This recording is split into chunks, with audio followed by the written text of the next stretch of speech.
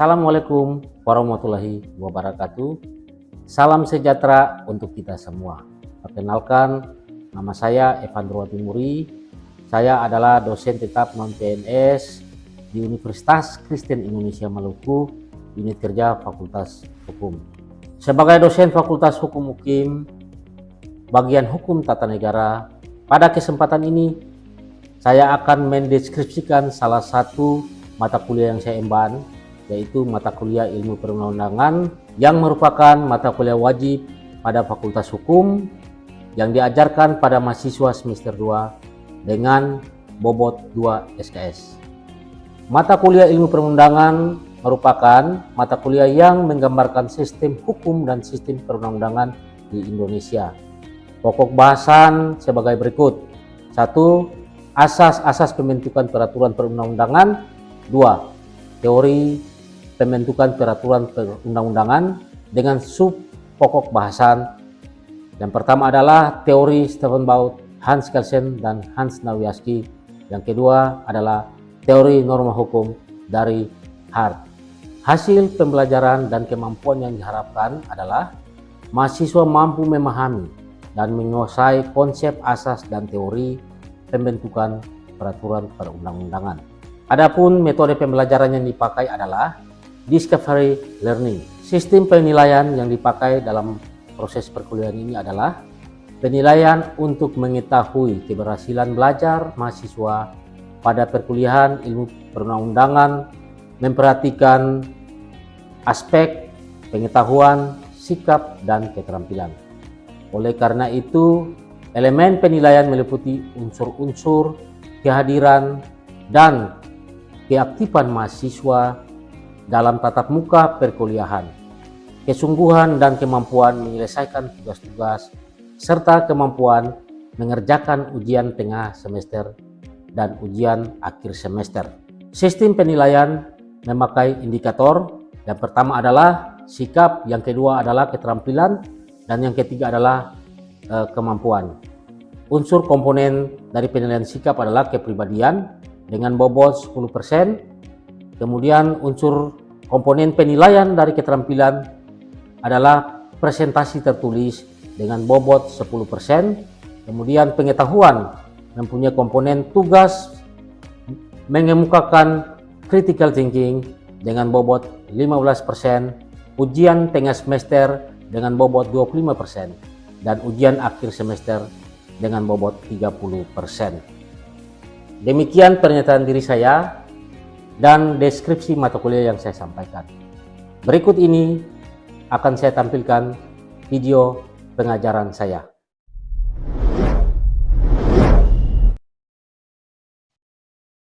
Baik, selamat pagi saudari. Semua dalam keadaan sehat, baik? Baik, kita akan melanjutkan kuliah kita di hari ini. Tetapi sebelum melanjutkan kuliah, sebaiknya kita ada dalam doa. Karena itu saya meminta untuk satu orang berdoa pada kita semua. Dipersilakan.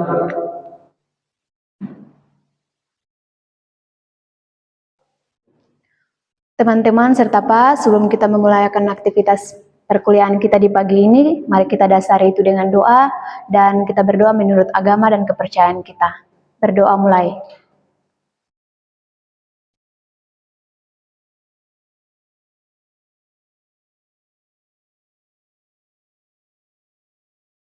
Doa selesai.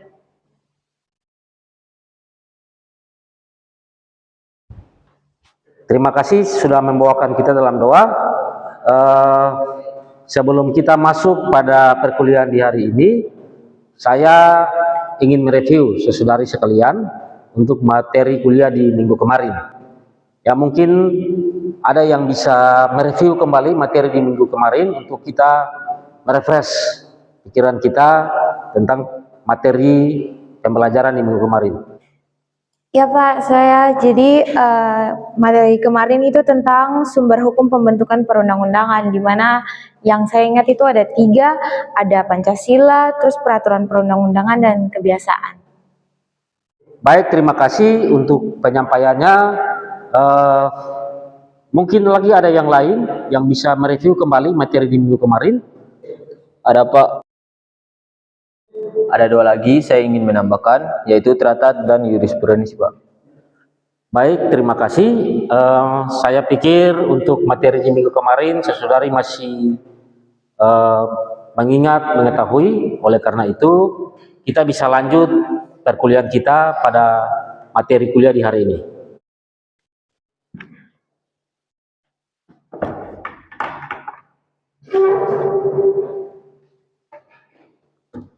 Baik, dalam sub pokok bahasan kita kali ini adalah asas hukum pembentukan peraturan perundang-undangan, kemudian teori pembentukan peraturan perundang-undangan. Dalam sub pokok bahasannya itu adalah teori Hans Kelsen dan Hans Nawiaski, kemudian teori norma hukum Hart, ya. Jadi ada 2 sub pokok bahasan, kemudian dengan ada 2 sub pokok bahasan lagi mengenai teori dari Hans Kelsen dan Hans Nawiaski ditambah dengan teori hukum oleh Hart.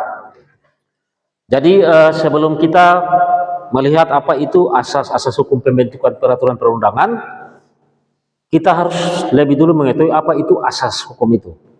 Oleh karena itu, saudari dapat melihat dalam materi yang saya sudah sajikan, asas hukum menurut Kamus Besar Bahasa Indonesia adalah dasar atau sesuatu yang menjadi tumpuan berpikir atau berpendapat.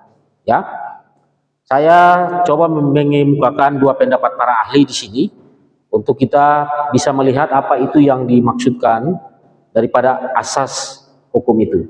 Yang pertama dari Belle Freud, dia menyampaikan bahwa asas hukum adalah norma dasar yang dijabarkan dari hukum positif dan oleh ilmu hukum dianggap berasal dari aturan-aturan yang lebih umum.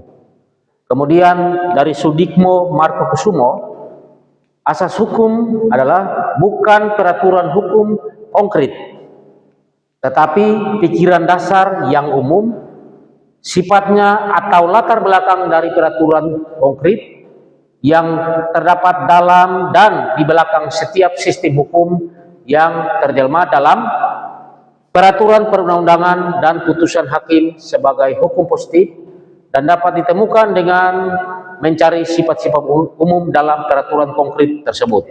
Jadi yang dimaksud daripada asas hukum itu adalah baik dari pengertian Kamus Besar Bahasa Indonesia maupun Belle Freud dan Sudikmo, kita dapat menyimpulkan dia merupakan sebuah fondamen, ya, landasan untuk bagaimana kita membuat suatu peraturan perundang-undangan. Nah, saya dapat mencontohkan misalkan sebuah bangunan, ya, sebuah bangunan apabila dia tidak mempunyai landasan yang kuat, yang kokoh, maka bangunan itu akan menjadi goyah. Jadi setelah kita mengetahui apa itu asas hukum, maka kita akan melanjutkan tentang asas peraturan perundang-undangan.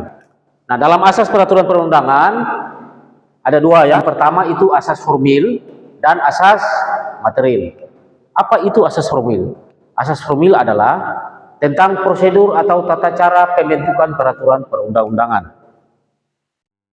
Yang kedua adalah asas material, adalah tentang materi muatan yang dimuat dalam peraturan perundang-undangan. Setelah kita mengetahui apa itu asas formil dan asas material, maka kita akan berbicara tentang apa itu asas formil atau asas pembentukan. Yang pertama itu ada kejelasan tujuan, ada 7 asas dalam asas pembentukan. Yang pertama itu adalah asas kejelasan tujuan. Yang kedua itu adalah kelembagaan atau pejabat pembentuk yang tepat. Yang ketiga adalah kesesuaian antara jenis, hierarki, dan materi muatan. Yang keempat adalah dapat dilaksanakan. Yang kelima, kedayagunaan dan kehasilgunaan. Yang keenam adalah kejelasan rumusan, dan yang ketujuh, keterbukaan. Dalam asas formil atau asas pembentukan ada 7 asas. Saudari dapat melihat itu dalam undang-undang, ya, nomor 12 tahun 2011. Pada pasal 5, ya. Silakan apabila ada yang sudah mempunyai undang-undang, mempunyai referensi buku, silakan, ya, membaca tentang apa itu asas pembentukan peraturan perundangan. Setelah kita mengetahui apa itu asas formil, ya, maka kita akan melihat asas material. Tetapi saya juga harus menjelaskan tentang apa itu asas kejelasan tujuan, ya, daripada asas formil dari 7 asas tadi, ya. Nah, yang dimaksud dengan asas kejelasan tujuan, artinya setiap pembentuk peraturan perundang-undangan harus mempunyai tujuan yang jelas yang hendak dicapai. Artinya dari peraturan perundang-undangan yang ada ini, tujuannya apa yang harus dicapai? Ya, saudara, ya. Demikian juga dengan peraturan daerah. Misalkan, tujuan apa yang harus dicapai daripada peraturan daerah itu? Yang berikut adalah asas kelembagaan atau pejabat pembentuk yang tepat.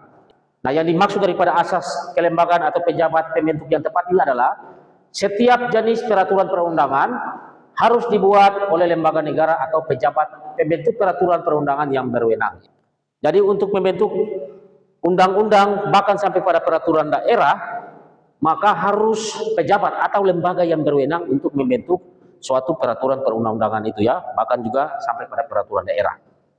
Kemudian asas kesesuaian antara jenis, hierarki dan materi muatan. Yang dimaksud daripada asas ini adalah dalam pembentukan peraturan perundangan harus benar-benar memperhatikan materi muatan yang tepat sesuai dengan jenis dan hierarki peraturan perundang-undangan. Nah, ada yang mungkin bisa menjelaskan atau sudah mengetahui ada berapa, ya, hierarki peraturan perundangan? Ada yang pertama, Undang-Undang Dasar. Yang kedua adalah baik, TAP MPR. Yang ketiga adalah undang-undang atau peraturan pemerintah pengganti undang-undang, ya. Yang keempat, peraturan pemerintah. Peraturan pemerintah. Yang kelima adalah peraturan baik.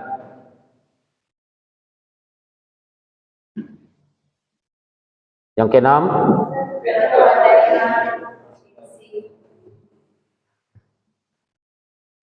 peraturan daerah, ya.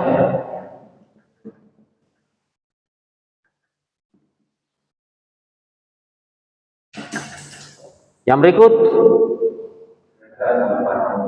peraturan daerah kabupaten, baik, ya, ya.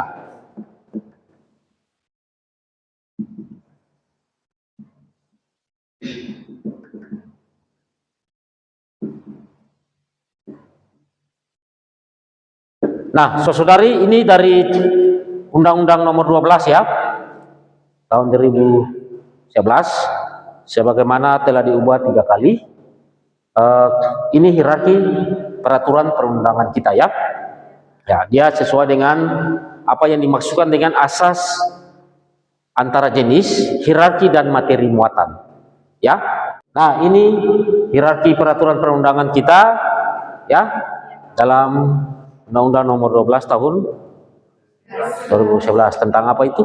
Hierarki peraturan perundang-undangan. Tentang pembentukan peraturan perundang-undangan, ya.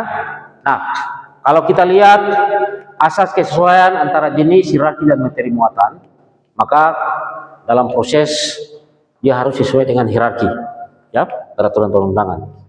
Undang-Undang Dasar, TAP MPR, Undang-Undang, peraturan pemerintah pengganti undang-undang, peraturan pemerintah, peraturan presiden, peraturan daerah provinsi, dan peraturan daerah kabupaten kota. Selanjutnya kita akan melihat asas dapat dilaksanakan. Harus memperhitungkan efektivitas peraturan perundangan tersebut di dalam masyarakat, baik secara filosofis, sosiologis, maupun yuridis. Kemudian asas kedayagunaan dan kehasilgunaan. Artinya adalah karena memang benar-benar dibutuhkan dan bermanfaat dalam mengatur kehidupan bermasyarakat, berbangsa, dan bernegara. Artinya suatu peraturan perundang-undangan maupun peraturan daerah itu dia benar-benar berguna dan bermanfaat ya bagi kehidupan berbangsa dan bernegara kita. Yang berikut adalah asas kejelasan tujuan rumusan. Harus memenuhi persyaratan teknis, penyusunan peraturan perundangan, sistematika, pilihan kata atau istilah, serta bahasa hukum yang jelas dan mudah dimengerti sehingga tidak menimbulkan berbagai macam interpretasi dalam pelaksanaannya ya. Ini saudari dapat melihat nanti dia di dalam lampiran 2 Undang-Undang Nomor 12 Tahun 2011. Istilah-istilah yang digunakan ya dalam setiap peraturan perundangan. Kemudian asas keterbukaan itu mulai dari perencanaan, penyusunan, pembahasan, pengesahan atau penetapan dan pengundangan bersifat transparan dan terbuka. Artinya baik dari setiap peraturan perundangan sampai pada peraturan daerah kabupaten kota, dia harus melewati fase-fase tahapan.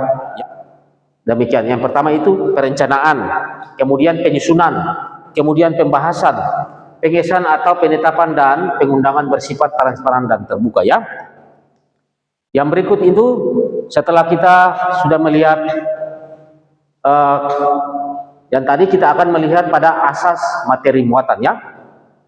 Nah, asas materi muatan ini saudari dapat melihat pada pasal 6 ayat 1, materi muatan peraturan perundang-undangan.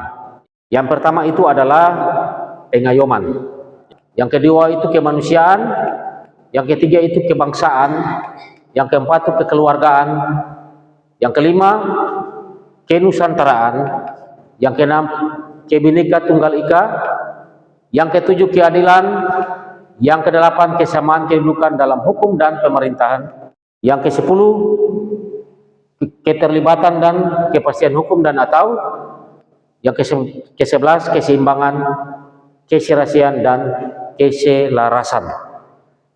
Ini asas materi muatan. Artinya bahwa dalam materi peraturan perundangan sampai pada peraturan daerah kabupaten kota, asas-asas ini dia harus tercermin dalam suatu peraturan perundangan maupun peraturan daerah ya. Ya, asas-asas ini.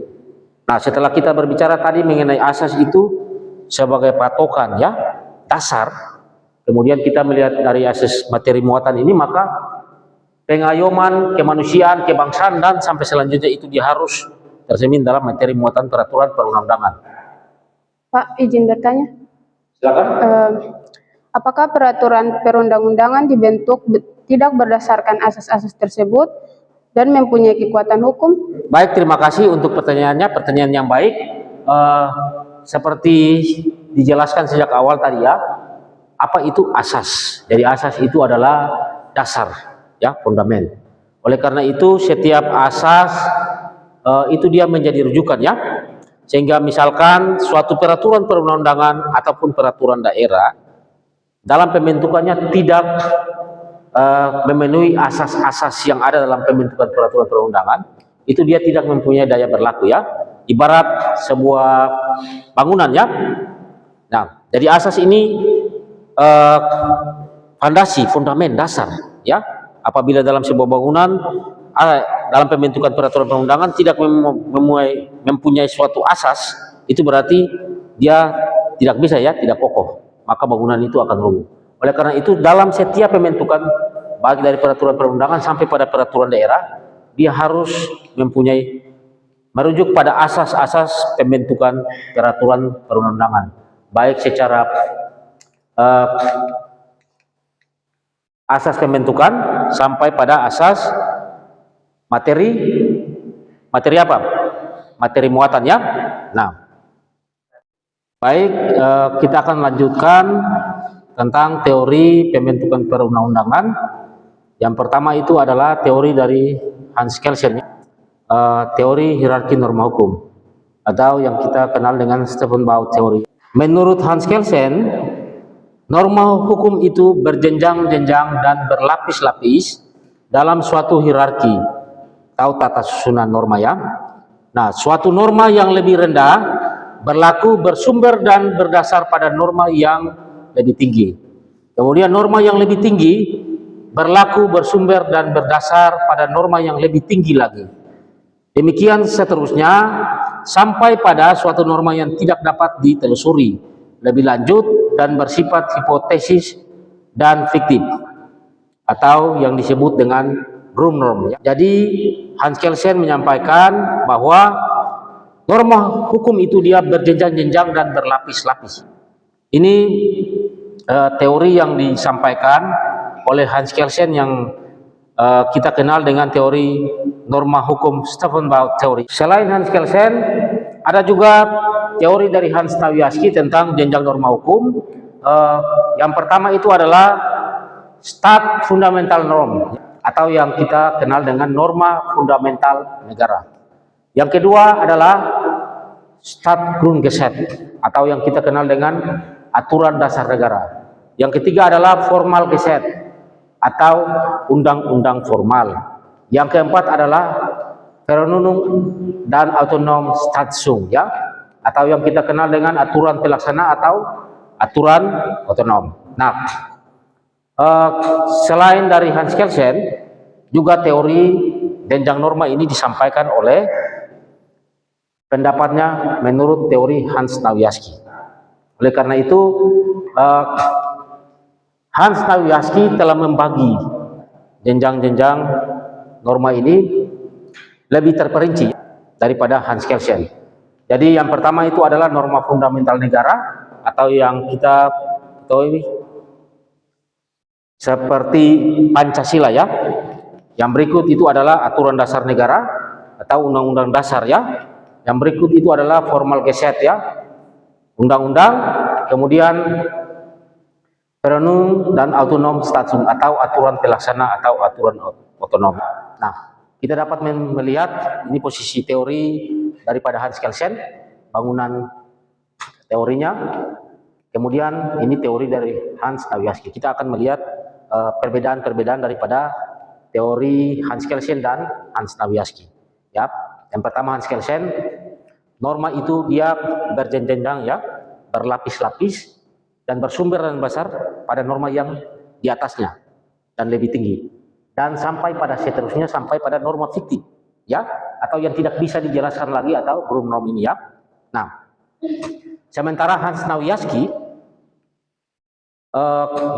menjelaskan bahwa norma ini secara terperinci, ya, terperinci. Artinya bahwa Hans Nawiaski telah memetakan secara jelas, ya, saudari. Yang pertama itu adalah Stat Fundamental Norm atau norma fundamental negara. Yang kedua itu adalah Staatsgrundgesetz, ya, atau aturan dasar negara. Yang ketiga itu adalah Formalgesetz atau undang-undang. Yang keempat itu Verordnung dan Autonom Staatsung atau peraturan pelaksana otonom. Mohon izin bertanya, Pak. Silakan. Oke, baik, Pak. Pertanyaan saya, apakah teori Hans Kelsen diadopsi dalam peraturan perundang-undangan Indonesia? Baik, pertanyaannya yang sangat baik sekali. Jadi baik dari teori Hans Kelsen dan Hans Nawiaski dalam penerapannya di Indonesia itu semua diterapkan di dalam sistem jenjang norma kita. Kita dapat melihat dalam hierarki peraturan perundangan kita, ya, dia berjenjang-jenjang. Yang pertama itu ada Undang-Undang Dasar, kedua TAP MPR, undang-undang dan peraturan pemerintah dengan undang, peraturan pemerintah, peraturan presiden, peraturan daerah, kabupaten, kota. Baik, saya akan melanjut materi. Selain daripada teori Hans Nawiaski dan Hans Kelsen, kita juga akan melihat teori norma hukum, legal norm dari Hart, ya. Nah, Hart menyampaikan norma hukum terdiri dari dua jenis, yaitu norma primer atau norma primer dan norma sekunder. Nah, jika aturan primer mengatur tentang hak dan kewajiban, maka aturan sekunder itu mengatur tentang yang pertama itu pengakuan,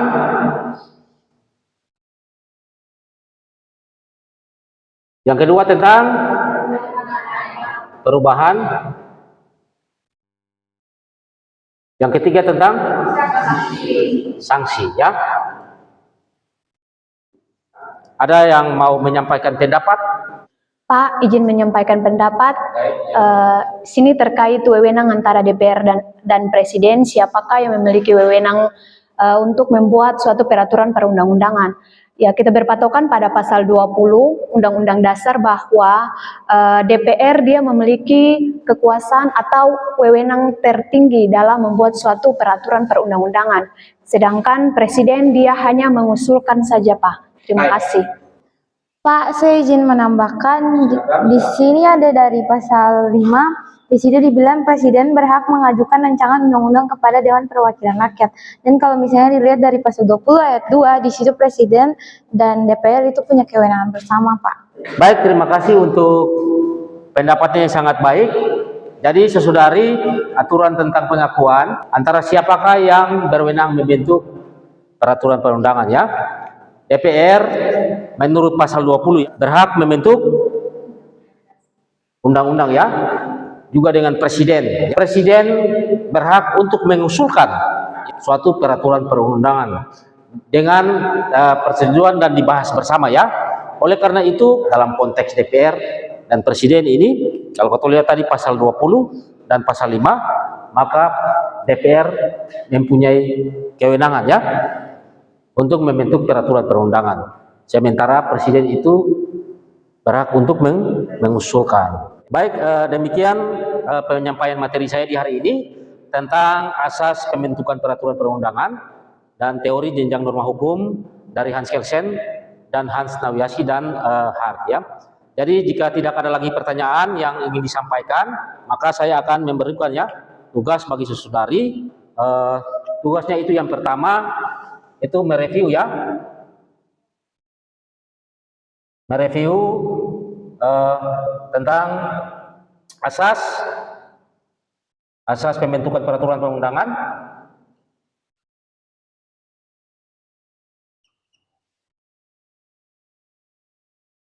dan teori jenjang norma hukum ya.